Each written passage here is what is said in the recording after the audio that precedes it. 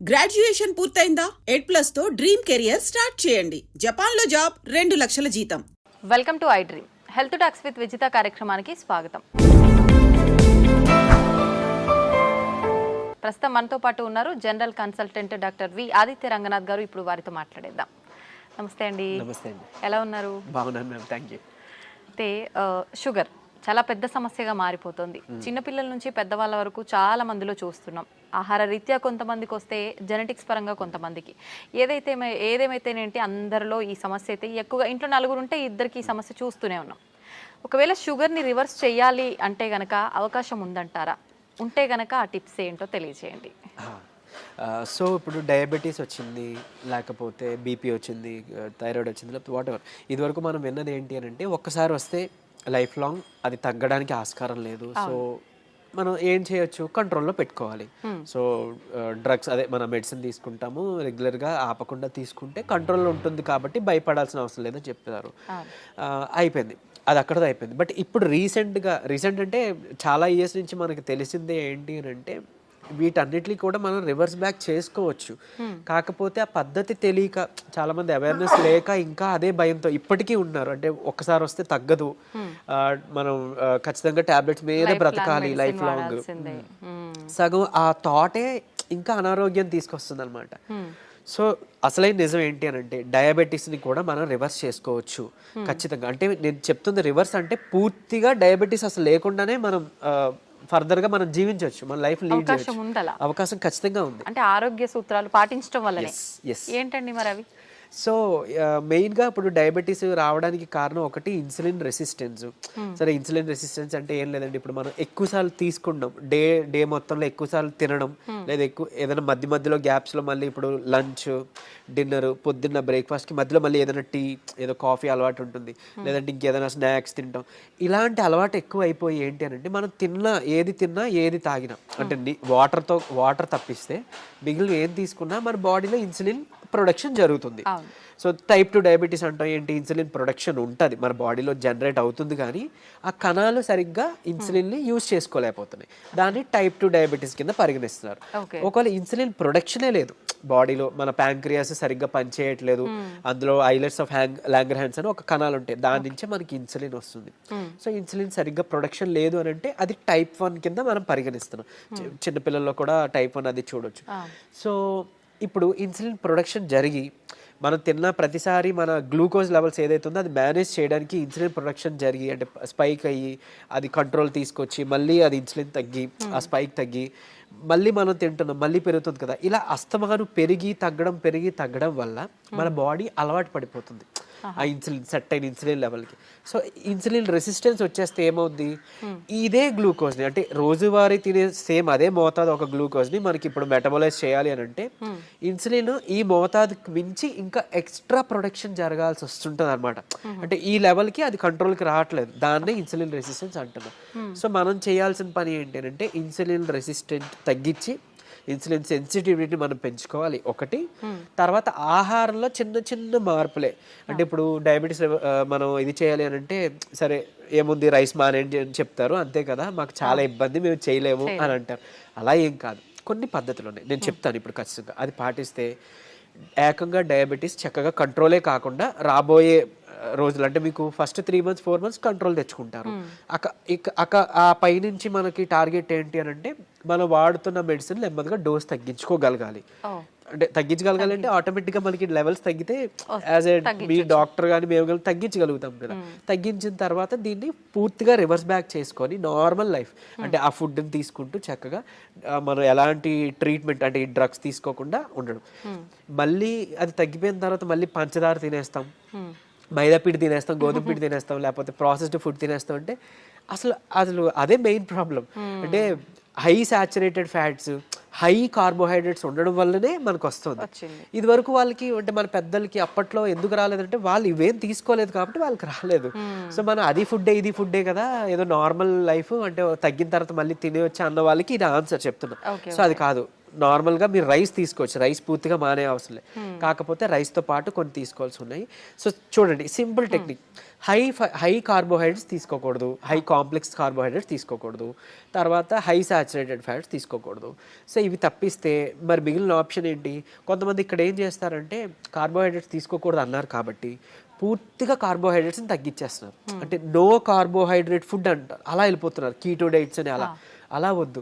అలా అయితే ఏమవుతుందంటే మనకి ఇన్ని సంవత్సరాలు లేదా ఇన్ని జనరేషన్స్గా మనకి బాడీకి కార్బోహైడ్రేట్స్ అలవాటు, సో దాని డైజెషన్ అలవాటు. సో అక్కడి నుంచి మళ్ళీ అది బ్రేక్ డౌన్ అయ్యి గ్లూకోజ్ కింద మనకి కన్వర్ట్ అవుతుంది, మనకి శక్తిని ఇస్తుంది, బాగుంది. మీరు తినడం మానేస్తే ఒకటి మీకు కూడా బాడీకి అది కొత్తది ఏంటంటే కార్బోహైడ్రేట్స్ అసలు అది డైజెషన్ చేసే ఒక పద్ధతే మర్చిపోద్ది మన బాడీ. సో రేపు పొద్దున్న నార్మల్ సింపుల్గా కార్బోహైడ్రేట్స్ తీసుకున్నా దానికి చాలా కష్టపడాల్సి వస్తుంది. అండ్ ఈవెన్ ఒకవేళ జెనెటికల్గా నెక్స్ట్ జనరేషన్స్ పాస్ ఆన్ అయింది అనుకోండి, అది ఇంకా ఇబ్బందిగా, అంటే నార్మల్ అన్నమే మనం అరాయించుకోలేకపోవచ్చు, లేకపోతే నార్మల్ సమోసానే ఎంజాయ్ చేయలేకపోవచ్చు మనం. సో అట్లా. సో సరే ఓకే, హై కార్బ్స్ అంటే తెలుసు, ఈ రైస్ నార్మల్గా అవి తీసుకునేవి, ఈ రైసు తర్వాత ఈ మైదా గోధుమ పిండి ఇవన్నీ తినమని చెప్తుంటారు, అంటే రైస్ని తగ్గించి మైదా గోధుమ పిండి తినమని అంటారు కదా. సో అది కూడా రిఫైన్డ్ తీసుకుంటే, పంచదార లేకపోతే గోధుమ పిండి ఇవన్నీ రిఫైన్డ్ ఫ్లోర్ బయట కొని తెచ్చుకుంటే అది కూడా మళ్ళీ మనకు ప్రాబ్లమే. సో మనం మిల్లులో వెళ్ళి ఆడించుకుందాం, అంటే డైరెక్ట్గా వెళ్ళి మనం గోధుమలు అలాగా గోధుమలు, దానికి జొన్నలు యాడ్ చేయొచ్చు, రాగులు యాడ్ చేయొచ్చు, సోళ్ళు అంటాం కదా, సో అలా రాగి మాల్ట్లో తీసుకునే రాగులు అవన్నీ యాడ్ చేసి దాంతో మనం రొట్టిలానో లేకపోతే మిల్లెట్స్ ఏమైనా దానికి యాడ్ చేసి, కినోవా అని ఇప్పుడు వస్తుంది, సరే అంత అఫోర్డ్ చేయలేదు అన్న వాళ్ళకి పోనీ మనకి ఏమంటారు సామెలు, అరికిలు, గంట్లు అలాంటివన్నీ తక్కువ రేట్కే వస్తుంటాయి కదా, అలాంటివి ఇంక్లూడ్ చేసుకోవచ్చు. పూర్తిగా రైస్ మానేమని నేను చెప్పట్లేదు, రైస్తో పాటు ఇది తీసుకోండి. సరే ఇదంతా కాదులేండి, ఓన్లీ రైస్ నాకు కర్రీ మాత్రమే అలవాటు ఉంది, ఇప్పుడు ఇంకేదైనా సింపుల్గా చెప్పండి అని అంటే ఉంది ఒక పద్ధతి. మనకి ఇప్పుడు ఇన్సులిన్ రెసిస్టెన్స్ అని మాట్లాడుకున్నామే, HbA1c మీ అందరికీ తెలుసు, 3 నెలల యావరేజ్ తీస్తే మనకి ఎంత ఉంది అనే దాని మీద మన డయాబెటీస్ ఉందా లేదా, కంట్రోల్లో ఉందా లేదా అని తెలుస్తుంది. సో దాన్ని మనం కంట్రోల్ పెట్టడానికే కదా ఇప్పుడు అన్నీ చెప్తున్నాం, మన ఇన్సులిన్ వాడాలన్నా లేకపోతే ఈ మెట్ఫార్మిన్ మన డయాబెటీస్ డ్రగ్స్ వాడాలంటే కూడా మనకు అలానే దేవుడు కూడా ఇచ్చిన ఆహారంలో ఈ పని చేసే ఉన్నాయి. ఏంటి అని అంటే ఒకటి కీరా దోసకాయలు, తర్వాత పంకిన్ సీడ్స్ గుమ్మడి గింజలు, తర్వాత పాలకూర. వీటిలో ఏంటంటే పాలకూరలో తర్వాత పంకిన్ సీడ్స్లో వైటమిన్ ఈ ఉంటుంది, అది మీ HbA1cని చక్కగా కంట్రోల్ తీసుకొస్తుంది. అండ్ ఇప్పుడు చెప్పిన ఆహార పదార్థాల్లో మీకు ఇన్సులిన్ రెసిస్టెన్స్ని తగ్గించి సెన్సిటివిటీని పెంచే ఉండే. సో ఇప్పుడు సరే కొంత లిస్ట్ చెప్తాను చూడండి. మష్రూమ్స్ బాగా అదే మన ఉడకబెట్టిన గుడ్లు ఫుల్గా విత్ సొనతో పాటు తీసుకోవాలి, అది కొలెస్ట్రాల్ కాదు, మంచి కొలెస్ట్రాల్ తీసుకోండి. సో తర్వాత నెయ్యి, తర్వాత మన కీరా దోసకాయలు, తర్వాత ఓట్స్, గ్రీన్ పీస్ అదే మన పచ్చి బఠానీలు, తర్వాత రాజ్మా, కిడ్నీ బీన్స్ అంటాం రాజ్మా, అలానే మిగిలిన బీన్స్ కూడా చక్కగా మిగిలిన రకాల బీన్స్, చిక్కుళ్ళు బీన్స్ ఇట్లాంటివన్నీ తీసుకుంటే కనుక ఇవన్నీ కూడా మీ ఇన్సులిన్ రెసిస్టెన్స్ని తగ్గించినవే. సో మీ ఇష్టం, గుడ్లు పోనీ ఆమ్లెట్ రూపంలో తీసుకోండి, నిద్రకి పనికి వస్తుంది ఆమ్లెట్, ప్లస్ దీనికి కూడా హెల్ప్ అవుతుంది. సో ఈ ఫుడ్ని మీరు కంపల్సరీగా క్యాబేజీ, కాలీఫ్లవర్, సో బ్రాకోలీ కానీ ఇలాంటి ఇవన్నీ కూడా మీ ఫుడ్ డైలీ ఫుడ్లో ఏదో ఒక రూపంలో ఇంక్లూడ్ చేసుకోండి. ఏదో ఒక్క పదార్థమైనా అట్లీస్ట్ కర్రీ, మనం అది వదిలేసి మిగిలినవి ఏవో తీసుకున్నామంటే మళ్ళీ కంట్రోల్కి రాదు, మీ అందరికీ తెలిసిందే. చాలామంది ఎక్కువ పాలకూర కూడా తినరు, సో అట్లా. లేదంటే మునగాకు ఉంది, సో మునగాకును కూడా మీరు పౌడర్ రూపంలో చేసుకోవచ్చు, ఎండబెట్టేసి చక్కగా పౌడర్ చేసుకొని ఒక చెంచా యాడ్ చేసుకోండి ఒక ముద్దకి, అన్నంతో పాటు రైస్తో తీసుకోవచ్చు, హాట్ వాటర్లో కూడా తీసుకోవచ్చు, మజ్జిగలో కలిపి తీసుకోవచ్చు. ఇది ఒక మనిషికి డైలీ లిమిట్ ఒక చెంచా. సో అట్లా అని ఇప్పుడు ఏం చేస్తారంటే కొంతమంది ఏదైనా రసం, చారు దాంట్లో కలిపేస్తారు, బట్ అది కలిపేస్తే అంటే ఇంట్లో 3 members 4 members ఉంటే అందులో ఎవరికి ఎంత వెళ్ళేది తెలియదు కదా. సో డైరెక్ట్గా మీరు కలుపుకోవడం బెటర్, ఏదర్ వాటర్లోనో మజ్జిగలోనో లేదా మీ అన్నం గిన్నెలోనో. ఇంకోటి అన్నము, ఇప్పుడు అలానే అదే అన్నము కూర తినే ముందుగా 1 కప్పు కీరా దోసకాయ తీసుకోండి, లేదా బీన్స్, మొలకలు తీసుకోండి చక్కగా, ఇవన్నీ మీకు హెల్ప్ అవుతుంది. లేదంటే మన దాలిమ్మ గింజలు 1 కప్ పెట్టుకోవచ్చు, పెట్టి ముందు అది తిని తర్వాత అన్నము కూర మనం తీసుకుందాం. అలానే అన్నం తినే ముందు, టిఫిన్ తినే ముందు, నైట్ డిన్నర్ చేసే ముందు ఏం చేయొచ్చు అనంటే కొంచెం పెప్పర్ అంటే మన మిరియాల పొడి 1 చిటికెడు తీసుకొని నిమ్మరసం యాడ్ చేసి కొంచెం గోరువెచ్చని నీటిలో ఒక కప్పు లేదా 1 గ్లాసు గోరువెచ్చని నీటిలో కలిపి తాగేసేయండి.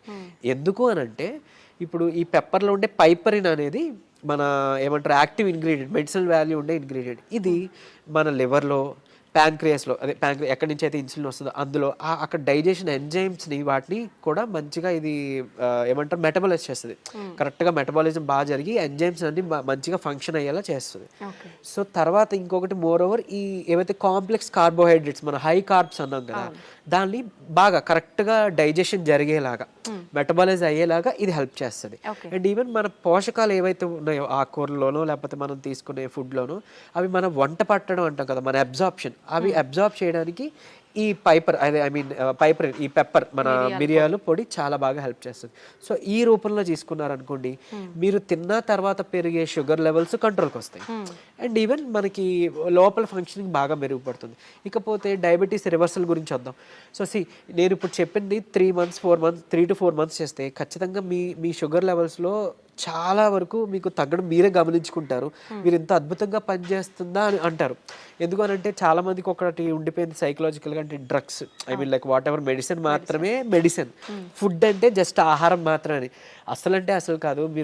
మీకు గుర్తుంటుంటే ఎప్పుడైనా మీ నాన్నమ్మలు అమ్మమ్మలు మీకు ఎప్పుడైనా పొట్టనొప్పి వచ్చింది అని అంటే ఏదైనా వాము కొంచెం సాల్ట్ కలిపిస్తే వెంటనే తగ్గడం మనం గమనించి ఉంటాం. లేదంటే మెంతులు మింగేసి తాగేయండి వాటర్ అంటే అవన్నీ ఎందుకు పనిచేస్తున్నాయి? ఇప్పుడు యాంటాసిడ్స్ ఏవో వెళ్ళి పరగడుపుల మాత్రలు మనం పైకి వెళ్ళి తెచ్చుకొని వేసుకుంటున్నాం. అవేం అవసరం లేకుండా వాళ్ళు బతికారు కదా. ఎలా బతికారు? ఇలానే. ఇవన్నీ ఫుడ్డే మెడిసిన్. మనకు ఒక మెడికల్ షాప్ ఉంది. ఎగ్జాక్ట్లీ. మనకి ఏదైనా అనారోగ్యం వస్తుంటే మెడికల్ షాప్ కి మనం బయటకు వెళ్ళవద్దు, మన కిచెన్ లోకి వెళ్ళాలన్నమాట. యాక్చువల్గా పోపుల డబ్బాలే మనకి డ్రగ్ ఇది అన్నట్లు, స్టోర్ అన్నట్టు. సో ఖచ్చితంగా ఇది వర్క్ అవుతుంది.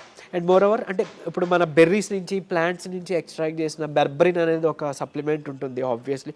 సరే అది అందరూ వాడాల్సిన అవసరం లేదు కానీ ఒక బూస్టప్ కింద పనికి వస్తుంది. అంటే ఎలా అయితే మనకి డయాబెటీస్ని మనకి తగ్గించడానికి మెట్ఫార్మిన్ అనే ఒక మెడిసిన్ తీసుకుంటున్నాము, సేమ్ ఇది కూడా అదే పని చేస్తుంది. కానీ బట్ మెట్ఫార్మిన్తో వచ్చే వైటమిన్ B12 డెఫిషియన్సీ ఇందులో లేదు, ఈ బెర్బరిన్లో లేదు.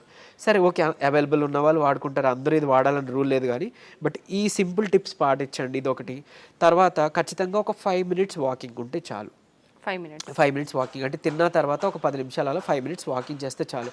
మీ ఆఫీస్ ఏరియా, మీ బెడ్రూమ్, మీ హాల్ ఎక్కడైనా ఆయాసం రావాలి, చెమటలు పట్టాలి, ఇట్లానే వాకింగ్ చేస్తేనే మనకి వర్కౌట్ అయినట్టు అని అస్సలు కాదు. బాడీ మూమెంట్ ఉండాలి. సో అది చేసుకుంటే చాలు, డయాబెటీస్ మనకి తగ్గుతుంది.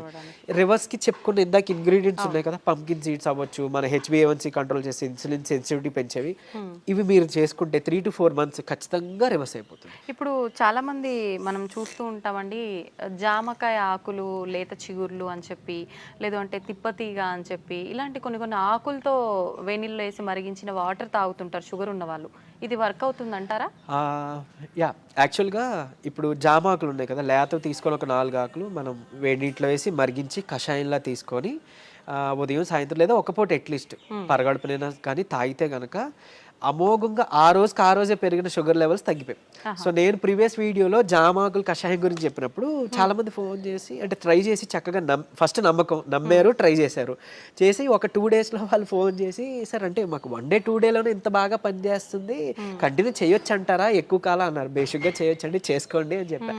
సో ఈవెన్ అది వాళ్ళకి ఏంటంటే డయాబెటీస్ ఎక్కువ, షుగర్ లెవెల్స్ ఎక్కువ ఉండడం వల్ల కొంతమందికి నిస్సత్తువ నీరసంగా ఉంటుంది కదా, దాన్ని కూడా ఇది మనకి జామాకులు బాగా హెల్ప్ అవుతుంది. జామకాయ తినొచ్చు, బొప్పాయి తినొచ్చు, అట్లనే జామాకులు కషాయం బాగా హెల్ప్ అవుతుంది, తీసుకోవచ్చు. తిప్పతీగ కూడా తీసుకోవచ్చు. బట్ తిప్పతీగ చాలా మంది తెలియక కోవిడ్ టైంలో అంటే ఇప్పుడు వైరస్ నుంచి బయటపడాలని తెలియక చాలా మంది ఓవర్ డోసెస్లో తీసుకుని వితిన్ 15 daysలో వాళ్ళ లివర్ మొత్తం డ్యామేజ్ అయ్యి ఎమర్జెన్సీ వార్డులో అడ్మిట్ అవ్వడం, చనిపోవడం జరిగింది. కానీ నేను ఇక్కడ చెప్పే ఒక ముక్క, తిప్పతీగ ప్రాబ్లం కాదు, ఓవర్ డోస్ ప్రాబ్లం. కాబట్టి తిప్పతీగని మనం ఇప్పుడు ఒకవేళ ఒక లైక్ 1 inch తీసుకున్నాం అనుకోండి, ఆ రూట్ ఏదైతే ఉందో దాన్ని బాగా బాయిల్ చేసి మనం దాన్ని తాగొచ్చు. దాంట్లో కొంచెం ఉసిరిపొడి యాడ్ చేయొచ్చు, లేదంటే మునగాకు యాడ్ చేసుకోవచ్చు 1/2 spoon అట్లా. ఇలాగా మనం తీసుకున్నాం అనుకోండి మనకి మంచిగా బెనిఫిటే. ఇప్పుడు అలాగని ఏంటి ఫ్లాక్స్ సీడ్స్ ఉన్నాయి, అవిసె గింజలు ఉన్నాయి. అవిసె గింజలు మనకి కొలెస్ట్రాల్ తగ్గిస్తుంటుంది, డయాబెటీస్ని రివర్స్ చేస్తుంది బాగా. అంటే ఒక 2 చెంచాలు మనం పౌడర్లా కానీ తయారు చేసుకొని మనం ఫ్లాక్స్ సీడ్స్ తీసుకుంటే, ఇదే ఫ్లాక్స్ సీడ్స్ గురించి ఒక పేపర్లో ఒక ఆర్టికల్ వచ్చింది. ఏంటి ఫ్లాక్స్ సీడ్స్ తీసుకోకూడదు, లివర్కి మంచిది కాదు, లేకపోతే ఇంకోటి ఏదో అని. కరెక్టే, ఏదైనా అతిగా తీసుకుంటే మనకి ఫుడ్ అయినా ఆబ్వియస్లీ కదా. సో అంతే, అది పట్టుకొని ఉండొద్దు. అరే ఇప్పుడు తిప్పతీగ ఏదో ప్రాబ్లం, సరే తిప్పతీగ పక్కన పెడితే అట్లీస్ట్ ఫ్లాక్ సీడ్స్, ఉసిరికాయ, ఫ్లాక్ సీడ్స్, లేకపోతే మన ఏమన్నా మన పెప్పర్, సో ఇట్లాంటివి ఉన్నాయి కదా, వీటి వల్ల ఏం చేయటం జరగదు. డ్యామ్ షూర్ మంచిదే. సో లిమిట్లో తీసుకోండి. ఇంకోటి ఫ్లాక్ సీడ్స్ గురించి ఇప్పుడు మాట్లాడుకున్నాం కాబట్టి చాలా మంది తెలియక దాన్ని పౌడర్ చేసి స్టోర్ చేసుకుంటున్నారు. వద్దు, అది ఏంటి అని అంటే ఆక్సిజన్ కి సెన్సిటివ్ అనమాట, ఎయిర్ సెన్సిటివ్ యాక్చువల్గా. దీన్ని మనం ఎంత ఎయిర్ టైట్ దీంట్లో స్టోర్ చేసుకున్నా, ఎంత అమోఘంగా పనిచేస్తుందో ఇది అంత చేడ్ చేస్తుంది స్టోర్ చేస్తే. ఆక్సిడైజ్డ్ అయిపోతే మనం ఎంత ఇది చేసినా అది అయిపోతుంది. సో ఫ్రెష్గా తయారు చేసుకోండి. ఒక 2 చెంచాలు చిన్న మిక్సీ గిన్నెలో మాత్రం అవుతుంది, పెద్ద మిక్సీ గిన్నెలో అవ్వదు. సో చేసుకొని మీరు బటర్ మిల్క్లో మిక్స్ చేసుకోవచ్చు,